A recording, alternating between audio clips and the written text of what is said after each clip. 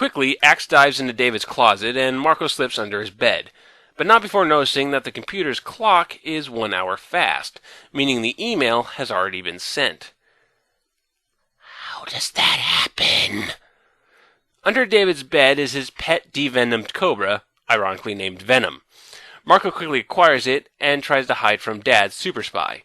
Axe tries to distract David's dad while in wolf spider morph before Doorbell does an even better job. Marco and Axe can't simply leave, so while David's dad is out of the room, Marco morphs the cobra and eats Axe. Then he spits out Axe. They have a complicated relationship. David's dad returns to see Axe demorphing from Spider to survive the cobra poison. Marco starts playing the role of TV Martian, but then David shows up. "Earthling!" I yelled. "Your son ditched school early!" So in quick succession, David shows up, and then the Yeerks show up, and then the rest of the Animorphs show up. And here's where I skim, because what follows is one of the biggest, most complicated brawls in the entire series. There's a number of factors here, such as the confined space of David's house, Visor 3 morphing into what I can best describe as Hitmonlee with traffic cones for hands, the fact that David's dad is armed with a handgun and knows how to use it, 2 goddamn cobras running around, etc., and etc., and etc. And we only see a fraction of the actual conflict, since we only have Marco's point of view to work with, and there's a ton of shit going on downstairs. I really can't do it justice here. It ranks in the top 5 Animorph fights easily. Suffice to say, the house gets fucked up, walls get knocked down, windows break, and it's a wonder that this doesn't bring the attention of the neighbors. Didn't school just get out? Shouldn't there be kids walking around? None of them see the lizard monsters fighting the exotic animals? Okay then. Rachel ends up shoving David, who has the blue box in his backpack, out of the house from the second story, and the Animorphs escape with the unconscious boy into an alley. With David slumped next to a dumpster, the Animorphs try and decide what to do with him, and it comes down to 2 options.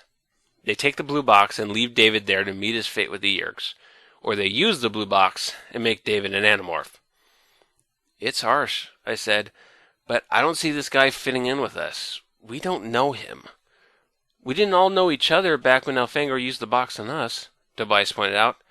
"We didn't know you, Tobias," Rachel said, "but Cassie and I were already best friends. Cassie and Jake were, friends. Jake was my cousin. Marco was his best friend. There were connections. Aside from you and Axe. With this David guy, no connections." Comparing Tobias and David is an interesting comparison, because by all rights, Tobias is the most unstable of all the Animorphs. He came from a bad home, probably got himself trapped as a hawk on purpose, tried to commit suicide, killed all the dinosaurs. Actually, David seems kind of tame compared to him. Marco is insistent on leaving the kid. I spread my hands, pleading. He names his cat Megadeth. He has a cobra named Spawn. What kind of a kid is that? Cassie shrugged. A kid with bad taste in music and good taste in comic books? Wait a minute. Strike that. Reverse it. Thank you. Perhaps the most interesting thing about this scene is Cassie's sudden eagerness to make David an Animorph.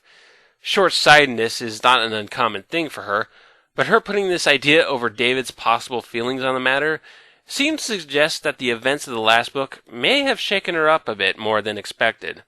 She freed a girl from Yeerk control, made peace with said Yeerk, sacrificed her humanity only to have it returned to her by pure chance. Damn it, she's on cloud 9 right now. Hey look, a kid! Let's make him a superhero! Let's make a bunch of new superheroes! Hooray! I vote yes, Cassie said. We have to make a leap of faith here and hope it'll work out. I stated before how in number 9 The Secret, Cassie changed so much that she lapped herself and ended up the same person. What's happened here is similar, but not the same. Cassie is still very naive and moralistic, but no longer holds to her cartoonish view of the world. Having gone to such great lengths for an enemy, having become a controller and then a mere bug, she's much more aware of the harshness of reality. Skipping ahead here just a bit, Cassie is more than willing to eat a seal in number 25 The Extreme, when eating the Triceratops in Megamorphs 2 caused her to scream bloody murder. And now for Cassie to succeed in this messed up situation, you have to take an extreme risk. It worked wonders last time. Surely it'll work this time. This is why I wish all the Animorphs had a David book to narrate instead of just Marco, Jake, and Rachel. So the Animorphs vote on it, and it comes down 4-2 for David joining their ranks, with Marco and Axe voting against. Marco knows that it's odd for Rachel to not vote same as him, but right now Rachel is thinking the numbers game. An extra hand in handling the most important mission they've ever had to deal with? That couldn't possibly be a bad thing, right? The Animorphs take the now-awake David back to Cassie's barn and give him the whole story. Marco is unnaturally insensitive in telling David that his parents are now controllers, which adds to this rather odd relationship the two have. Marco just flats out hates David, and we're not really given much of a reason why. Sure, David brags a bit. He's a bit sure of himself. He has a cobra and likes Todd McFarlane, but there really isn't that much to object to at this stage. David doesn't take it too well, beginning to cry and saying it's all a trick. It's not until they have Axe morph from human to Andalite in front of him that he starts to buy it. David spends the night at Marco's house. After catching David trying to call home, Marco takes David to a gas station payphone. "Hello? Dad? It's me! I waited while he listened. "No, I'm not okay. I'm scared." Listening again, I silently mouthed the words, "Ask him." "Dad, what happened? I mean, those were aliens and all." David listened. His eyes turned to me. I could see the dull fear. "It was all a trick?" he echoed back. "It was some guys from your work playing a trick?" I rolled my eyes. I'd expected some lame lie, but that was really lame. "Dad, I saw that one alien turn into something else. That was real." Pause. "I'm okay. Click." I stopped the call. David turned to me, furious. He looked eerie in the neon and fluorescent glow of the 7-Eleven. "What are you doing?" he demanded. I grabbed his sleeve. "Come on, that's time enough." He shook me off. "Step off, Marco. You don't tell me what to do." "Listen, you idiot. In about 2 minutes, a couple carloads of Yerks are going to come down screaming up looking for you. They'll trace that call." "My dad wouldn't do that." "No? Well, come with me. We can watch. We can see what happens." Again, Marco isn't exactly the most nurturing of souls, but he's right. Not a few minutes later, cars pull up full of controllers, including David's parents, clearly under your control. Then a rhino shows up and starts breaking things. Turns out the Animorphs have been watching this entire time, and they manage to chase off the controllers. So David gets moved to Jake's house, and why are we doing this? Why are we shuffling David around like this? Eventually he's going to end up in Cassie's barn. Why? When the Chi are right there! They've got a pretty nice place. A roomy house with a secret underground lair the size of Central Park, dogs to play with, holograms to hide around in, no Yerks. It's perfect. The Chi gave up the ability of violence when they could have defeated the Yerks in a week. They owe you guys like a bajillion favors. So the Animorphs start giving him morphs in preparation for the huge mission to save the world leaders. Congrats, David. You just got drafted into World War II the day before Normandy. For a flying morph, they bring out a merlin, a bite-sized hawk, and a golden eagle, the Godzilla of the skies, and then go, "Nuh-uh, golden eagle is too big. You can only acquire the merlin." David gets indignant and pissy about this. Hey, here's an idea. Why doesn't he acquire both birds? Or better yet, why don't you all acquire both birds? Seriously, acquire every single thing you can touch. You never know what you'll need at any time. Why is this even an issue? "You guys all think you're so tough and so cool," David said. "All these battles you've been in and all. But now, here I am, the new guy, as usual for me, and you don't like me." "No one doesn't like you," Cassie said. David turned his head to stare right at me. "He doesn't. I'm not an idiot, you know. I can tell what people think about me. My family moves every couple of years whenever my dad gets transferred. I'm always the new kid at school, so I've gotten good at telling what people think of me. And now, here I am in this different school, and I'm the new kid." He shrugged. Look, maybe you like me. Maybe you don't like me. I don't care. I'm here. If you use the blue box on me, I'm one of you. But I'm not going to get pushed around. And I'm not going to be all, oh, thank you, wise and wonderful Animorphs, for letting me join. If I'm in all the way. If not, I guess I'll walk away and try to figure out what to do on my own. The funny thing was, I kind of liked David's little speech. I like people who push back when they get pushed. I like the speech. I like the attitude. I still didn't like David. Well, they eventually give in and let David morph the Golden Eagle. Sorry, Merlin. Don't worry, you can still go off and bother Foghorn Leghorn. The rest of the Animorphs morph bird and start flying to the resort where the secret "Why isn't this happening in the UN" meeting is taking place. David has a blast flying for the first time, though things get a bit awkward when David kills a crow in midair.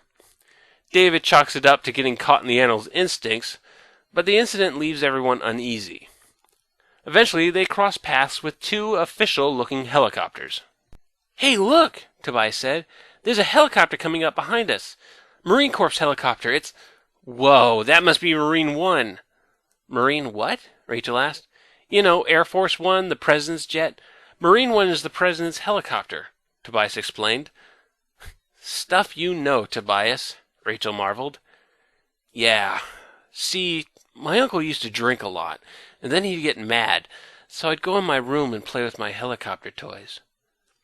One is apparently a decoy copter, and the other may hold the President, but nobody can say which is which.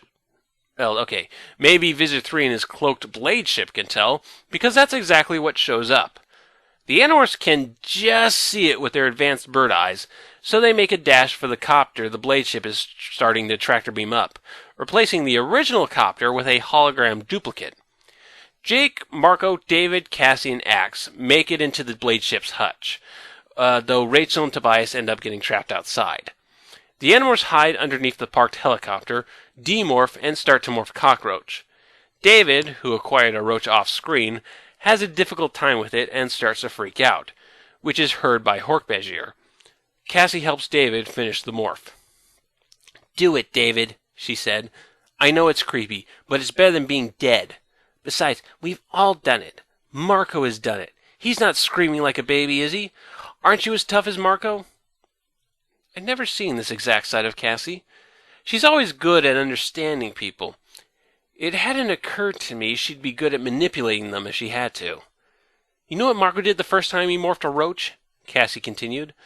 "Just what you're doing. He freaked, but he maintained. It's okay that you freaked, but you have to maintain now."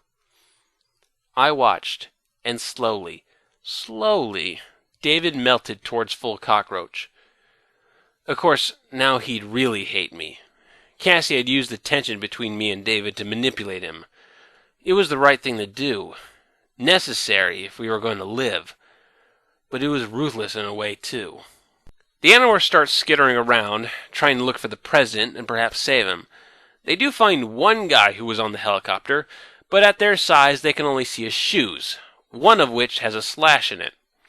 However, before they can do anything else, the helicopter is reloaded, with the Animorphs still underneath it. It took about 3 seconds for us to all form a mental picture of what that meant. We were standing on the hatch that would be open to release the helicopter. "Uh-oh," I said, and then the hatch began to move beneath us, directly beneath us. A bright line of daylight appeared in the floor not an inch away. I turned to run. The line widened. And that's when I realized that not even a roach can outrun the wind. The wind reached in, plucked me up, swept me into the escaping air, and sucked me down through the widening crack in the floor. "No!" I yelled. I saw 2 roaches fly past, like jets in the powerful wind. I grabbed at the deck with my 2 front legs and held on. For about a millionth of a second. And then I was falling, twirling, twisting, down toward the ground below.